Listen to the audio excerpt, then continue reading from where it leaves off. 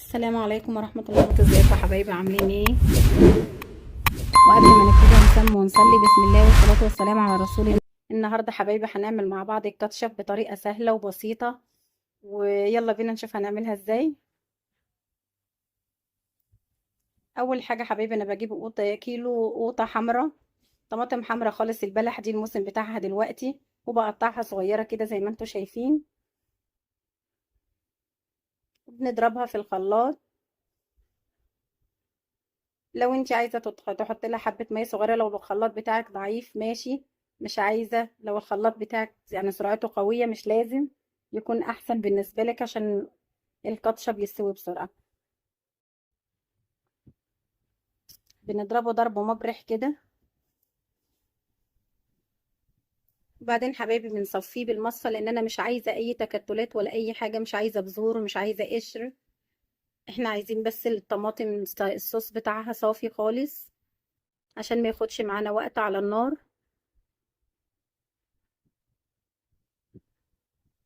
بفضل اصفيها كده لاخر حبه.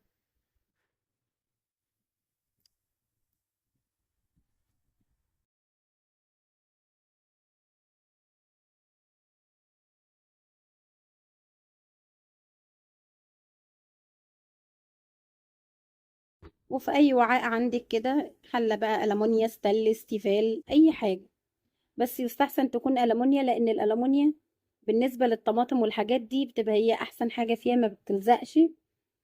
تمام. وبقلب كويس قوي كده، بسيبها شويه تغلي على النار لحد ما تصفي كل ميتها، كل الميه اللي فيها تتبخر.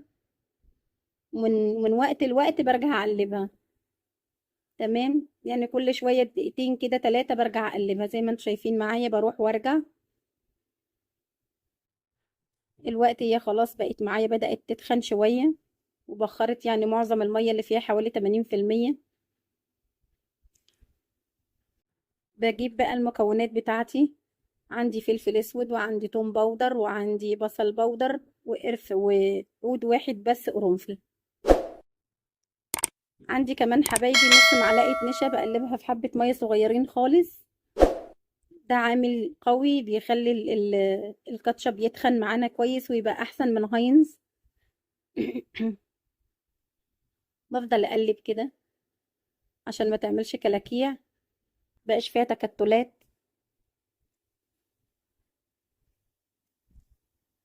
عندي كمان حبايبي تلت كوباية سكر، من نص لتلت على حسب انتي بتحبيها مززة شوية مسكرة شوية، بس هو الافضل يعني انا بالنسبة لي حطيت تلت كوباية سكر.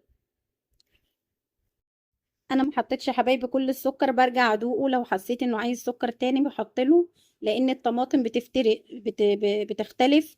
يعني حبايه عن حبايه، في طماطم مززة، في طماطم اصلا بتبقى مسكرة طبيعي طبيعتها كده.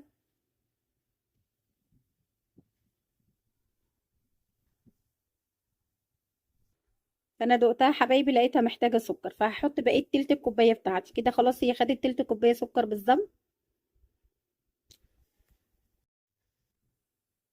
قلب كل السكر بتاعي عشان يدوب كويس. حبايبي عود القرنفل بينزل في الكاتشب ويطلع معايا زي ما هو، في الاخر انا بشيله.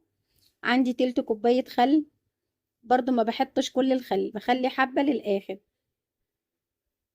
بعد ما ادوق لو احتجت خل بحط خل كمان.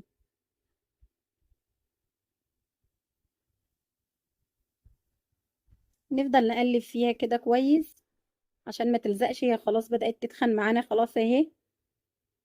حتى لو شايفين ان البخار بدأ يقل.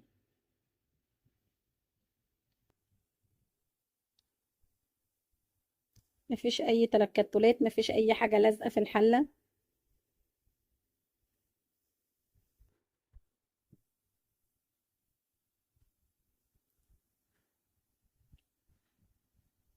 شايفين حبايبي لونها اتحول ازاي، بقت لونها احمر خالص.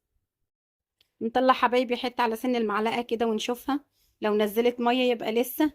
هي ما نزلتش مية معايا، خلاص كده بقت استوت بتاعتي الكاتشب بتاعتي خلاص. شايفين جميلة ازاي. واشوفكم في وصفة جديدة واكلة جديدة ان شاء الله. ما تنسونيش لايك وشير وسبسكرايب، يوصلكم مني كل جديد.